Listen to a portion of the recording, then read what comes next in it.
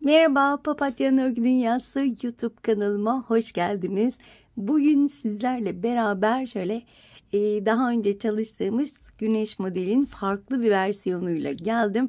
Yabancı bir kanalda gördüm ve çok beğendim. Sizlerle paylaşmak istedim. Hemen şöyle diğerlerini de göstermek istiyorum. Muhteşem bir model. Arkadaşlar şunu Nako'nun denim ipiyle ördüm. Biraz diğerlerine göre kalın ve biraz da geniş oldu ama denim ipiyle de çok güzel oldu. Bu diğer ikisini de Alize'nin Cotton Gold ipiyle ördüm. Hemen şöyle iplerimi göstermek istiyorum. Şu 3 rengi kullandım arkadaşlar. Fıstık yeşili, sarı ve kahverengi. Kullandığım tığ numarası ise 2.50 milimlik tığ kullandım. Denimle ördüğümde 3 milimlik tığ kullandım. Sizler elinize yatkın herhangi bir tığ kullanabilirsiniz. Şöyle terslerini de göstermek istiyorum. Gayet düzgün. Evet arkadaşlar, isterseniz hemen yapımına başlayalım. Bu güzelliklerin başlamadan önce minik hatırlatmamı yapmak istiyorum. Biliyorsunuz ki kanalım tamamen ücretsiz. Kanalıma tamamen ücretsiz abone olup bildirimleri açıp bir de bu videoyu beğenirseniz hem bana destek olmuş olursunuz hem de bu videonun birçok kişiye ulaşmasını sağlamış olursunuz diyorum ve hemen bu güzelliklerin yapımına geçiyorum. Evet, öncelikle sihirli halka ile başlayacağım. İpimi halka haline getiriyorum. Birleştiği noktadan tuttum. Tığımı içinden geçirip ilmek alıp bir zincir çekiyorum. Hemen halkamın içine sık iğne yapıyorum. Yani tığın başını dolamadan battım. İlmek aldım. 2 ilmeği aynı anda kapattım. Şimdi tekli trabzan yapacağım. Tığın başını doluyorum. Halkamın içine battım. 3 ilmeği aynı anda kapattım. Şimdi 2 tane ikili trabzan. 1 ve 2. Bu şekilde. İlmeğimi uzatıyorum. Şöyle sihirli halkamın ipini birazcık küçültüyorum ipinden tutarak. Hemen kahverengi ipimi alıyorum. İpime bir düğüm atıyorum. Ve bakın. Şöyle yine bitiş noktasından halkamın içine batıyorum. Bir tane sık iğne yapıyorum. Yine aynısını yapacağım. Bir tane sık iğne, bir tane tekli trabzan, 2 tane ikili trabzan.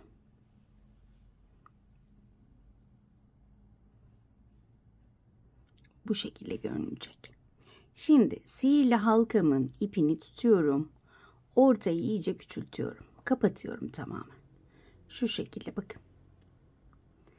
Kahverengiden devam ediyorum.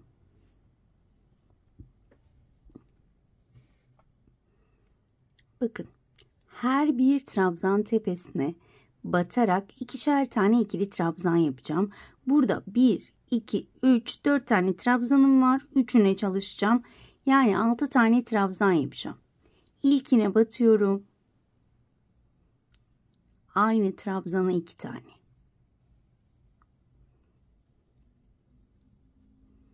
Hemen yanındakine batıyorum. 2 tane. Aynı trabzana 2 tane batıyorum.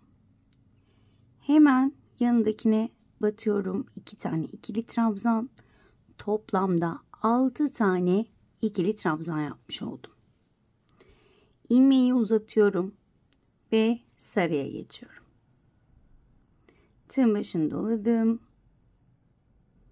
Ve yine ilk trabzandan başlıyorum. Şöyle tam trabzan tepesine batalım. İkili trabzan yapıyorum. 1. Her bir trabzana ikişer kez batıyorum. 2, 3, 4, 5, 6, 7, 8, 9, aynı yere batıyorum. 10, 11, 12,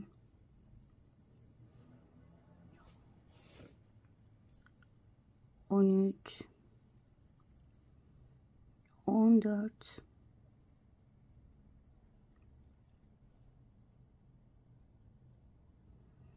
15, 16, hemen yanındakine batıyorum. 17 ve 18. Sayılar önemli. O yüzden sayarak ağır ağır göstermek istiyorum. Bakın böyle dönerek 18 tane ikili trabzan yaptım. Her bir trabzan tepesine batarak. Şimdi sarı ipimi bırakıyorum. Ve kahverengi ipime geçiyorum. Kahverengi ipimle toplamda 20 tane. Aynı yere batıyorum yine. Aynı yere 2 kez. Yani aynı trabzan tepesine 2 kez batıyorum. 1. Aynı yere battım. 2. Yandakine batıyorum. 3. Aynı yere batıyorum. 4. 5. 6. 7. 8. 9. 10. 11.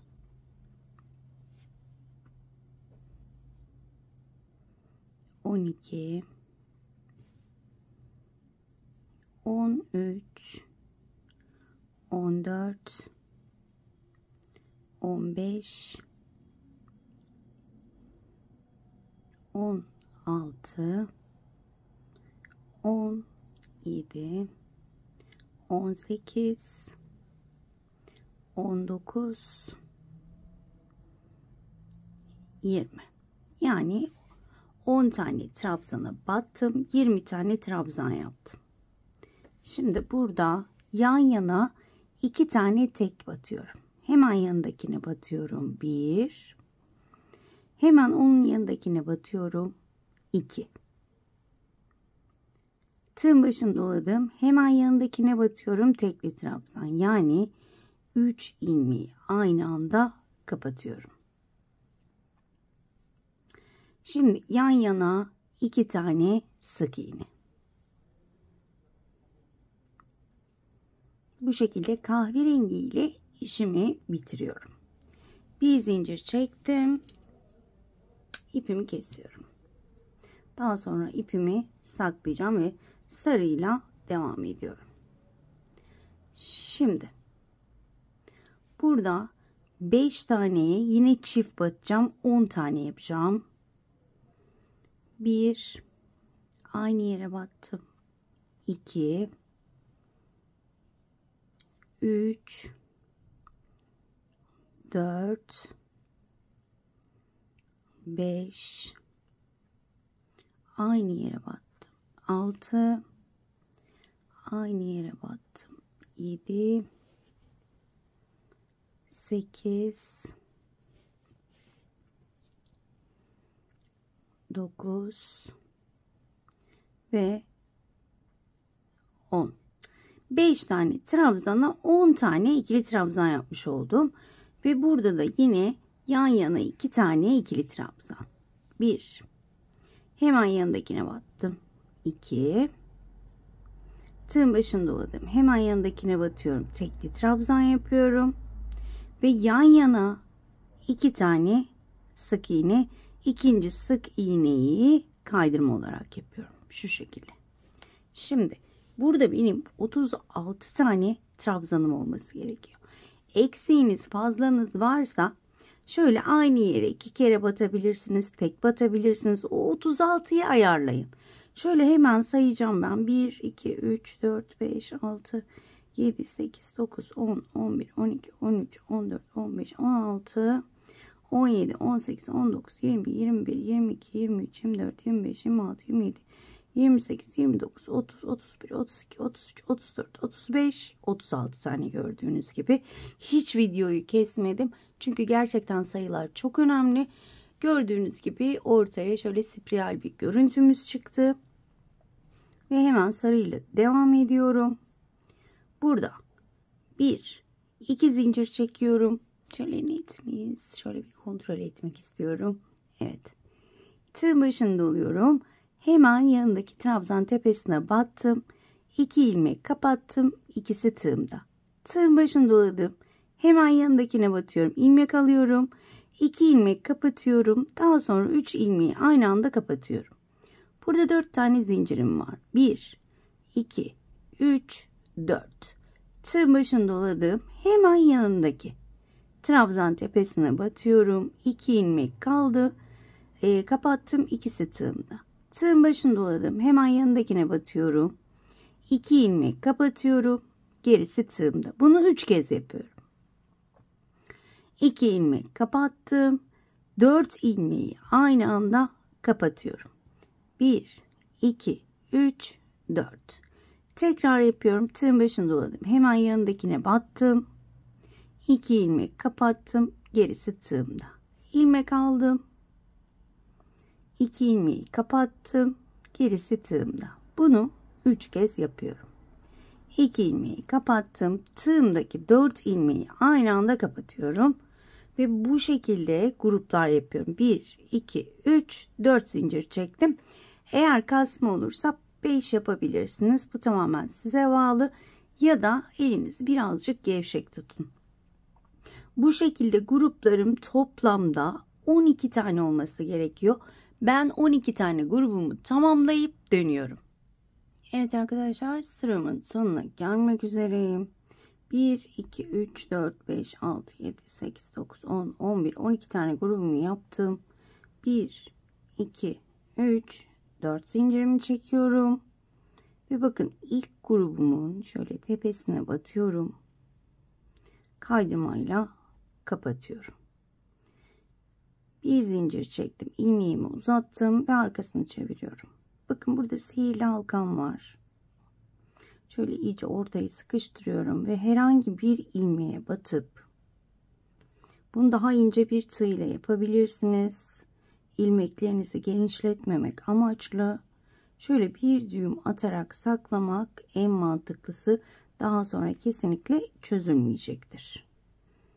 Ben tüm sihirli halka kullandığım örgülerde düğümümü atıyorum ve her videoda da sizleri sürekli uyarıyorum. Sihirli halkanız ne kadar iyi olursa olsun, bazen arkadaşlar diyor ben düğüm atmaya gerek duymuyorum çünkü benim sihirli halkam çözülmez.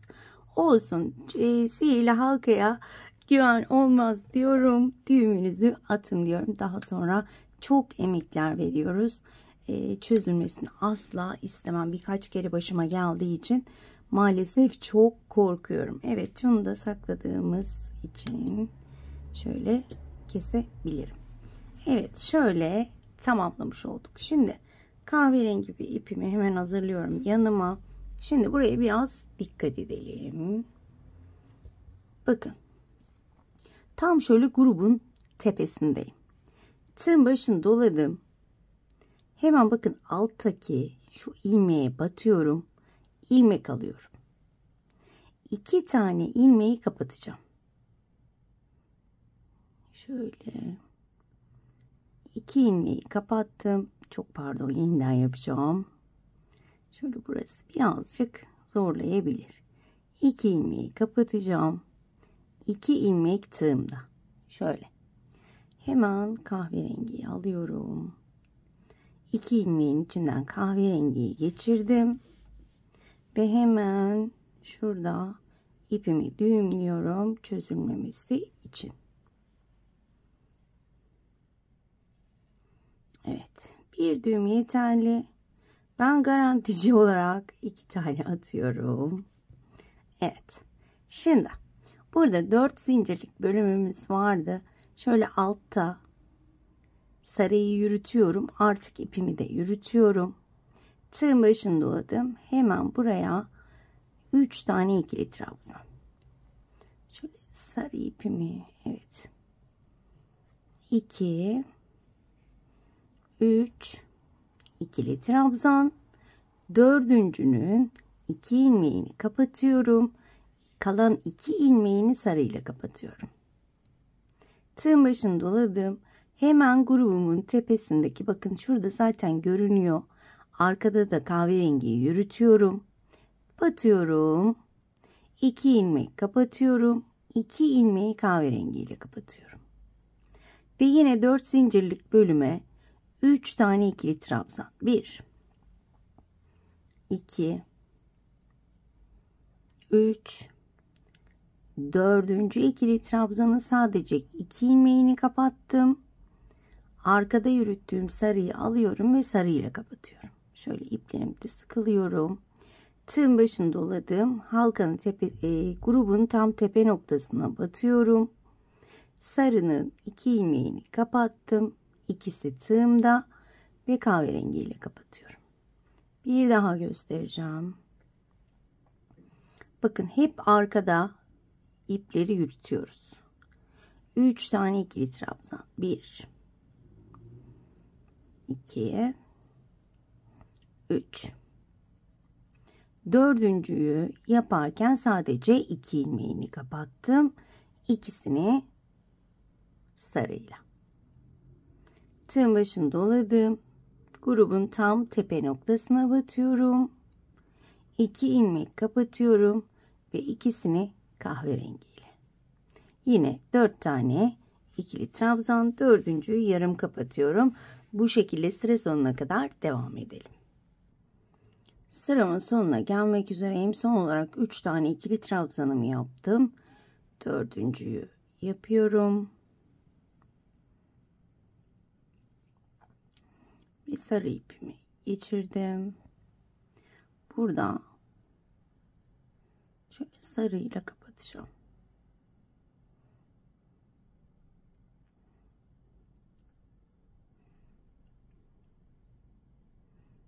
Evet. Şu şekilde sarıyla kapattım.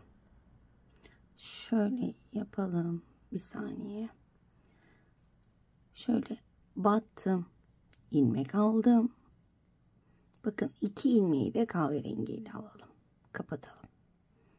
Şu şekilde yani. Evet, sıkılaştırdım. Hemen sarı ipimi kesiyorum. Ve sarı ipimle işim bitti. Şöyle de bir göstermek istiyorum. Gayet iyi. Kameramı şöyle bir düzelteyim. Yanda duruyormuşuz. Evet.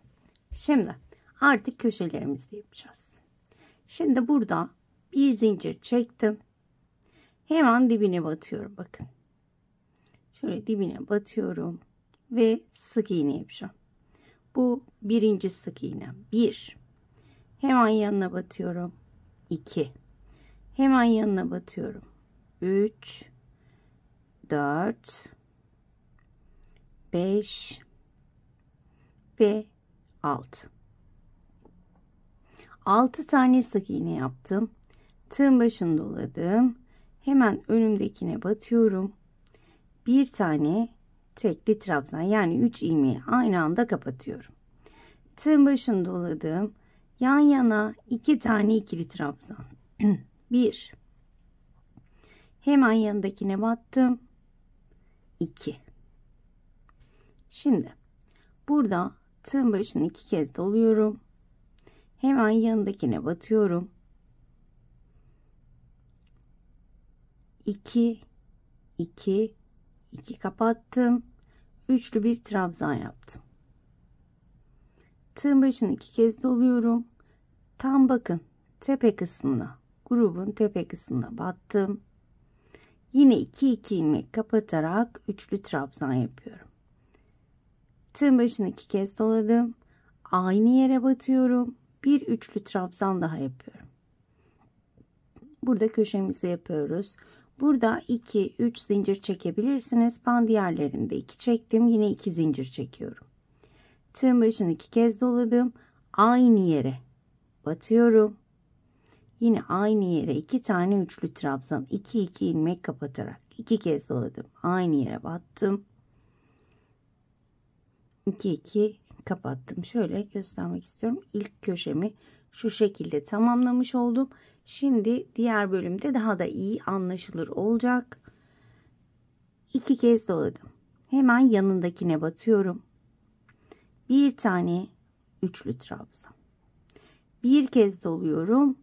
Bir tığın başını bir kez dolayarak ikili trabzan yapacağım. 2 tane. 1. Hemen yanındakine battım. 2. Tığın başını doladım. Hemen yanındakine bir tane tekli trabzan. Yani 3 ilmeği aynı anda kapattım. Şimdi 6 tane sık iğne. 1 2 3 4 5 6 tane sık iğnemi yaptım. Tığın başını doladım. Hemen yanındakine batıyorum. Tekli trabzan. Yan yana 2 tane ikili trabzan.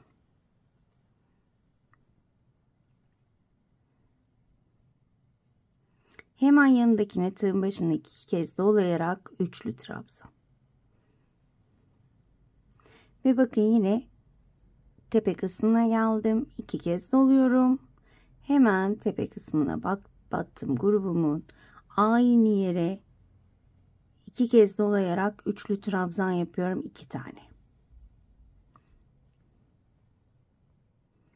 2 zincir. 2 kez doluyorum. Yine aynı yere 2 tane üçlü trabzan. 2 ilmek kapatarak. Bu köşemi de tamamlamış oldum. Şöyle göstermek istiyorum. Bakın. Şöyle köşelerimi tamamlıyorum. Burada ne yapıyorduk? 2 kez doluyorum. Hemen yanındakine batıyorum. Yine bir üçlü trabzan. Yan yana 2 tane ikili trabzan. Bir tane tekli trabzan. 6 tane sık iğne. 1 2 3 4 5 6 bir tane tekli trabzan, 2 tane ikili trabzan, bir tane üçlü trabzan, 2 kez başını dolayaraktan ve bakın yine grubumun tepesine geldim. Hemen buraya köşe yapıyorum. Aynı yere 2 tane